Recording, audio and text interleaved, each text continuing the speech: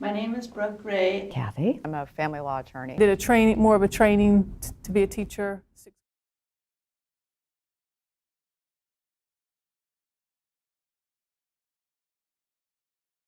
I started going to teachings and meditations, and then just really embraced it as my faith. And then a quick note, I was having a lot of nightmares at the time, and friends had suggested, I think you need some kind of spiritual soothing. And so I already had that motivation for looking for a spiritual path. And in fact, I really did find a lot of peace in meditating in Buddhism.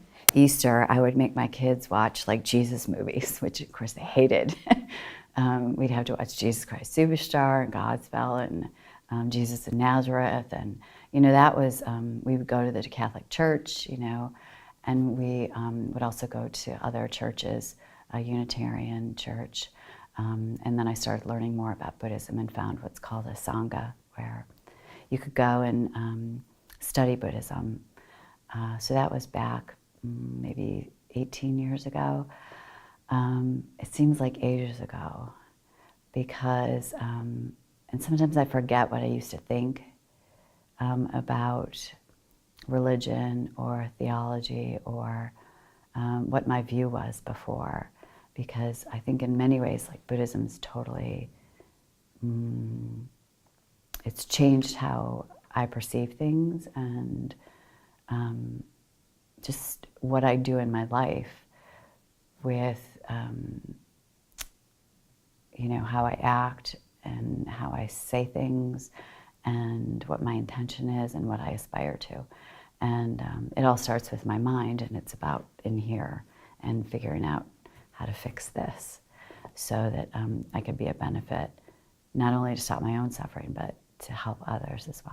My sister, who lives in Seattle, was attending the Kadampa Meditation Center there, really loved it, and was having great results from meditation. And she told me that she thought there was a center in San Diego. And sure enough, we checked and there was, and it was on when we were over on 4th Avenue. And I'd probably driven by there 1,000 times, literally 1,000 times, and never gone in there. And suddenly, here it was part of my world. And I just went there on a Wednesday night and started attending Wednesday night classes there, which is our general program. And that was about 7 years ago. So I first got into Buddhism and this tradition, Kadampa Buddhism, in 2001. I just happened to go into a bookstore and there was a Buddhist monk giving a talk. And I sat down and listened, and it really, really resonated with me. It really felt like it made sense, and I wanted to hear more about that. So 11 years ago, I got ordained as a Buddhist nun. Malas, it's something that kind of is one of the iconic Buddhist images. If you see people wearing either a wrist mala, which are kind of popular nowadays, or the traditional 108 bead mala, and then it's kind of characteristic of Buddhist or somebody that at least likes Buddhism or meditation. And so what it means, the significance, is that we use them to count mantras, basically. So mantras are blessed words that were said by Buddha and given to us as a practice. So each Buddha has a mantra. These are two Buddhas, pictures of Buddhas. So this is Wisdom Buddha Manjushri, and he has a mantra, Oma Rana Sapadi. So Sanskrit letters that, if we were going to make prayers to Manjushri, we might use his mantra and repeat that mantra over and over again. So we use our mala to count our mantras, for one thing. And so like each mantra that we count, we move at one beat. Beat at a time, you say the mantra, and then you pass to the next beat and say the mantra. And so it's a way of focusing on the particular deity, and also the mala beads themselves become blessed when you say the mantras with the mala beads. Like, so for example, one Buddha is Avalokiteshvara, and it's the Buddha of compassion, and the mantra for compassion is Om Mani Padme Hum. So you can hold that at your heart, and one mala bead at a time say Om Mani Padme Hum, Om Mani Padme Hum, and you're like meditating on compassion and reciting the mantra and taking it deeper into your heart and making that connection with the Buddha of compassion. They're kind of like the rosary, right? I don't know if a lot of people used to say the rosary anymore. I know my grandmother did. I remember watching her as a kid, and she had a black set, and she lived with us when I was growing up, and she'd just sit on the edge of the bed and say the rosary, and it made this like clicking sound, right? And it was just mesmerizing because she was like in another world, and she would say her Hail Marys or whatever, and her mouth, would be saying them quietly, and it was just so different from her regular life, or what they taught you to do when you say prayers, right? Is you're like becoming one with God, or in many ways like aspiring to be like someone better. So. It's really just a counting device. And then we also, there's one more thing. When we're done saying our mantras, often we will hold it and blow on it, because our energy is transmitted by our winds or our breath, and so that's something that I do, and I've seen other people do it. It's an interesting way to connect, because if somebody's wearing a wrist mala, you can usually see it. So it's very interesting, like you can just be out in the community among people you don't know, and you might see somebody wearing a mala. And I've commented on it and chatted with people around that, so it's an interesting way to make a connection. Some people are wearing it and they don't attach any particular significance to it. It's just almost like another piece of jewelry. But sometimes you'll meet other Buddhists, sometimes they're in your tradition, sometimes not. So, but I like that because it's just a way to connect and a way to comment on something that's beautiful. We also have workshops here at the center where we make malas. And we make them, and then there are a couple things we do. Sometimes we put them for sale out in our little shop, right, to help fundraise for our center. And sometimes if people join the center, we'll give them a mala as sort of a welcome gift. And that's a really interesting process, because we'll often bring in friends and family members who have nothing to do with the center, have never been here, and we'll sit with a really awesome collection of beads and we'll put malas together. And kids can do it, everybody can do it, because you can just sit and do it, and you can pick whatever you want to pick. So that's really fun. And then I think it does help us connect. So there might be a particular Buddha that we connect with. I think I mentioned Tara earlier. Avalokiteshvara is the Buddha of compassion, Buddha Shakyamuni. There are all these different Buddhas. And usually practitioners will have one or two that they really connect with, and each Buddha has a mantra. And so these malas help us count mantras. And that's a way, I guess, that we are connecting with that particular Buddha. The mantras, they're not just ordinary words. We actually recognize them as the Buddha, as the Buddha. We're mixing our inner winds with the inner winds of enlightened beings. So we're drawing close to that Buddha, receiving their blessings. So it's a practice that helps us to make a connection with enlightened energy, enlightened beings. When we say a mantra, we're calling a specific Buddha, making a connection with a real person. It helps us also to kind of keep our concentration when we're saying our mantras, because sometimes your mind can wander, but if you're actually kind of doing something physical, it kind of keeps bringing you back into what you're actually, what you're doing, helping us to focus. We have a lot of, they're called pujas. We have a lot of chanted prayers, like specific practices that involve different Buddhas, different prayers, different purposes. And so while we're practicing those, there's usually a section where we repeat a mantra over and over again, and we use our mala beads for those pujas, for those prayers. Ideally, very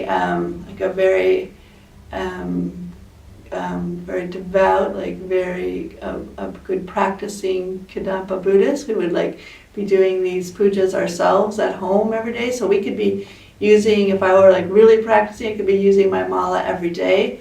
How often do I use my mala? Tell you the truth, I say my mantras every day because I have a commitment to say a certain amount of mantras, but I don't always necessarily hold my mala while I'm saying my mantras.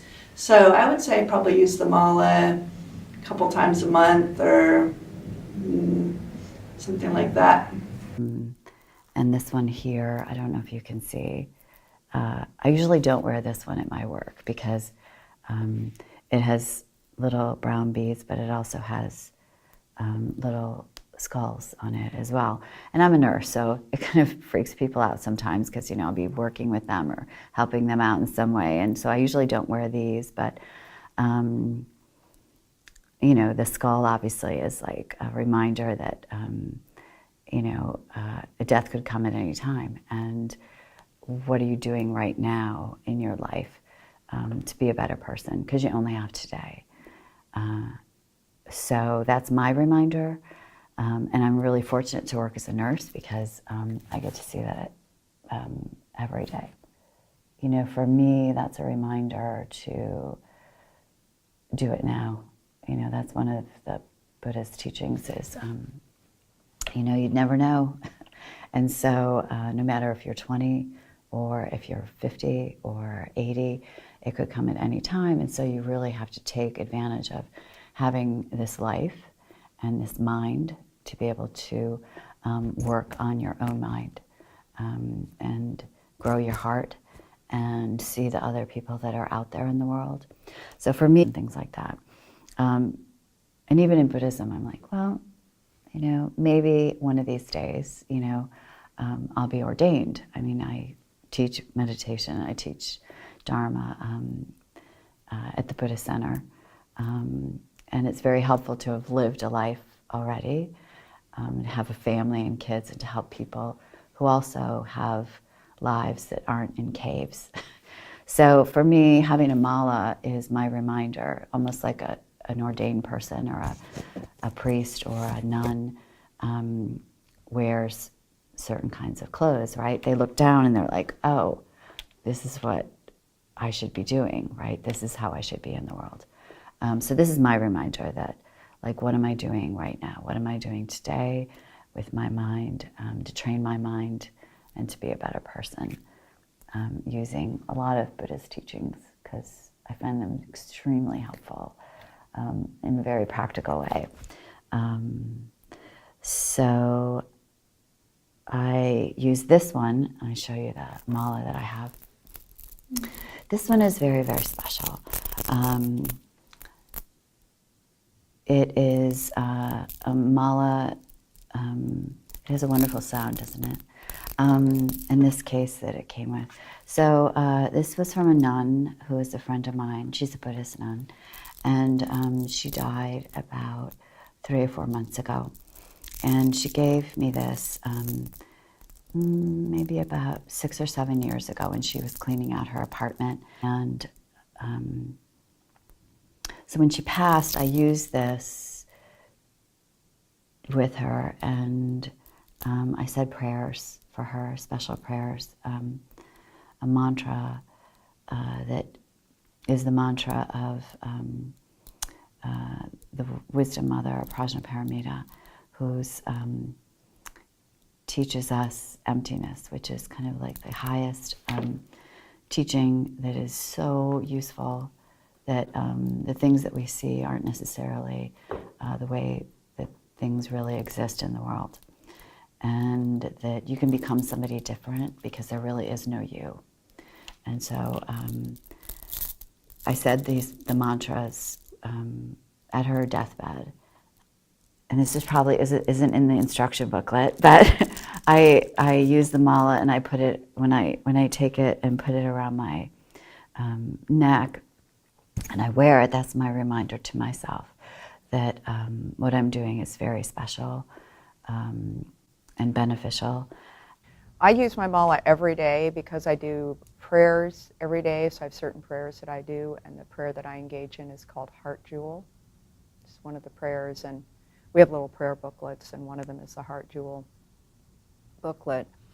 So I use mine every day.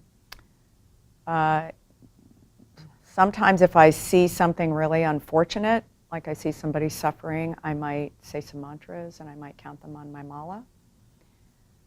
If I'm stressed out or upset or afraid, I might take my mala off and count. A good friend of mine, her ex-husband had a stroke and was in a coma and was very bad off. And she held the mala to his heart, and she was making prayers, and she kind of just kept it there for a long, long time. And when her husband did recover, or her ex-husband, and when he came out of the coma, he remembered the mala, like he knew of the mala. He was like, and he said that he could feel the energy of that mala, and that it healed him, and he wanted her to give him the mala, which she did very kindly. Pretty much all the lineages use malas, so it must go back really far because they split off. The Tibetan lineage goes back about 1,000 years, and before that it was in India, and then you've got the Vietnamese and the Chinese, different traditions, and they seem to all use malas. So I would say it goes back to the very beginnings of Buddhism. The malas are. I think Buddhism and the malas are not a. It's not a controversial religion. It's not. We don't have conflicts with Buddhists generally in our culture. So the mala doesn't trigger people. I think a lot of people do maybe associate malas with Buddhism, but because there's kind of a neutral or even a positive, I think there's a positive opinion about, or a positive feeling about Buddhism in our culture, generally speaking, at least in California. I don't perceive that the malas are perceived in a very, there's not a strong reaction to malas. Like, I think malas have kind of they have a place in our culture where they're maybe a little bit hip or maybe a little bit stylish. Like, I see people wearing malas for fashion, and I know in alternative communities, like yoga practitioners or just kind of alternative-minded people, I notice sometimes wear malas just because, I don't know if they're actually practicing a spiritual path with their mala, but it's like kind of like a symbol of some positive energy, or so. So I think the malas are generally regarded as a positive energy. For mala beads, it's all about you and your intention and what you aspire to. And there's so many things to aspire to in general in religions that go way beyond hating other people or prejudice or division. People want to, and I kind of want to take this off and like, hey, check this out. But my understanding is we really are, it's really supposed to be something, it's sacred, so we shouldn't be sort of passing it around. And so that's just, if I mention to somebody, they might say, that's really nice, where'd you get it? And I might say, I made it. And sometimes people say, well, could I see it? And so that's, so you just need to explain it's a sacred object, and it's better if it's not handled a lot. I feel very fortunate that the tradition that I practice with is very egalitarian as far as gender, as far as sexual orientation, race. So I have never run into any of those, those kind of disparities or power dynamics within the tradition I practice.